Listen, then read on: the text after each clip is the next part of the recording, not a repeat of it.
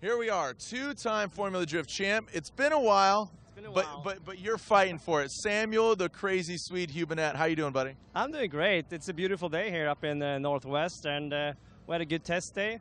We're doing some changes for Andrew at the Viper, some gearing ratio changes, but otherwise I feel like we're good to go for the qualification day.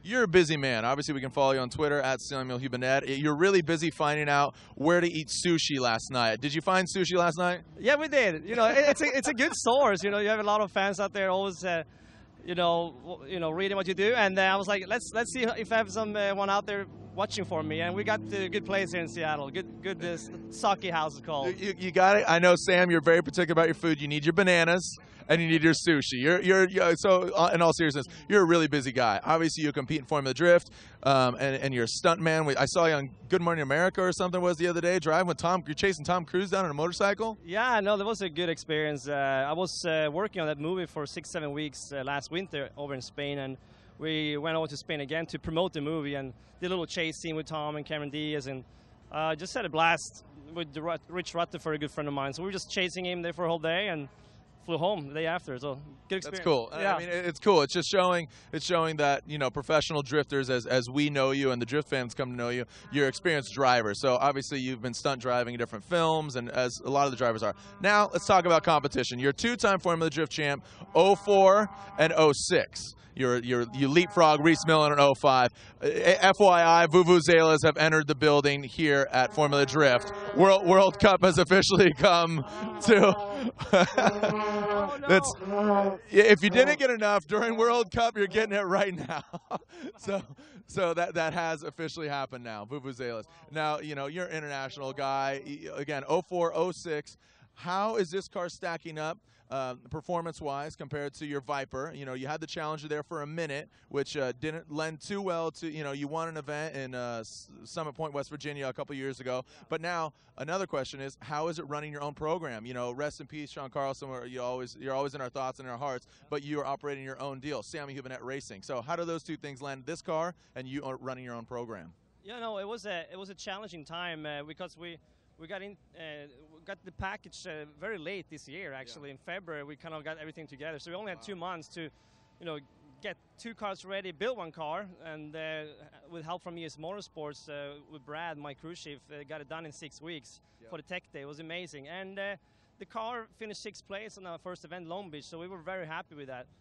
We've been working with BFG with the 335, so we put in the rear, biggest tire in the series. 335. Yeah. 335. Because we're running a lot of power out of the Mopar A8 blocker, but it's a fairly heavy car. We're one of the probably biggest car out there, platform-wise. So we need to keep fine-tuning after each event and figure out ways to get it faster, to keep up with the smaller, you know, cars that have better weight ratio than we have. But it's been so fun. I'm very proud of having my own team, and I couldn't do it without the guys to help me. We have some volunteer guys here locally, and you know, we're just getting support throughout the country. And Brad is running my show and doing a phenomenal job. So far, so good. That's good, and it's great to hear. And like you said, out of the gate from February to April in Long Beach, 6th. That's pretty good. And I'm going to call it what it is. It's a drift pig. That thing put a snout on it. That thing is heavy as all get out. Correct? Yeah, it's fairly heavy, but it's a phenomenal car. They've done a good job there, Dodge.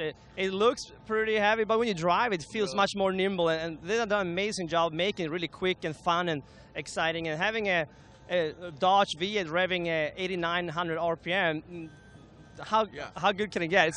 I just smashed the throttle yesterday on third gear, the whole oval, and Brad comes up to me, did you really have to stay on the gas that long? Yeah, I couldn't hold on. I didn't have to, but it just sounds so good. Just keep it down. It's fun. And how does this track lend to your history? Obviously, you've been competing since day one. 7 years you've been competing. We've been coming here for 3-4 years. I can't recall exactly, but how does this track lend well to your history? We've done well here. We finished second. Was it last year or so? Oh no, 2 years ago. We finished second. Was rain there. It was a good fit for us because we're running a dry and wet compound on the KDW, so they're also really fitting us well. It's going to be a dry, hot weekend here. I hope. Yeah, it's beautiful. I think we're going to do well. We're really fast in the oval. Excuse me.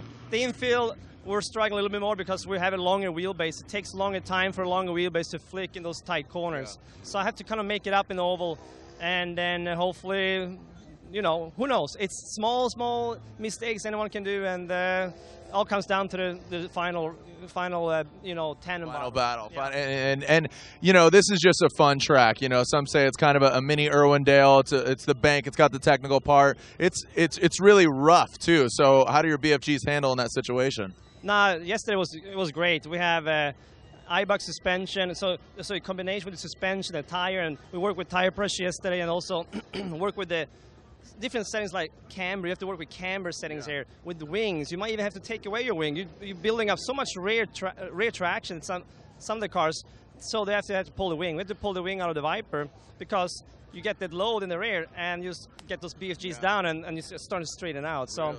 We didn't have the problem with this one because I got massive power, so I'm still trying to actually get more traction, getting more even faster.